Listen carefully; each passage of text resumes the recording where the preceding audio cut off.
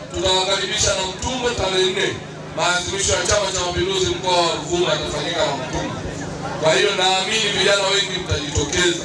Twende tushirikiane kwa pamoja kuadhimisha maadhimisho haya ya kuzaliwa Chama cha Mapinduzi kutimiza miaka 49. CCM oyee!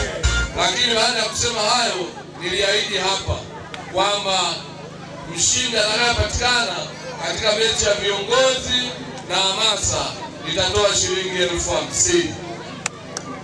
Na bingwa amekuwa hamasa, nitawakabidhi 50,000 yao. Tutaendelea kuungana mkono, tutaendelea kushirikiana katika maadhimisho haya.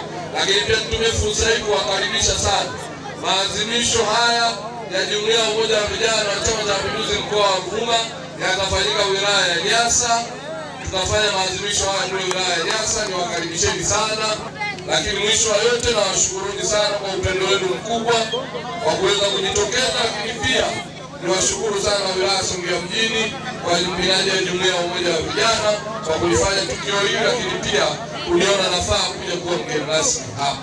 Kwa hiyo nawashukuruni sana kwa upendo wenu. Mungu awabariki sana sana sana. Tuendelee kukidumisha chama chetu cha Mapinduzi na tuendelee kumsemea Daktari Samia Suluhu Hassan kwa yale yote ambayo anayafanya, lakini pia tuendelee kuisemea serikali ya Chama cha Mapinduzi ambayo inasimamiwa na Daktari Samia Suluhu Hassan. CCM oyee! Kidumu Chama cha Mapinduzi! Asanteni sana kwa kunisikiliza.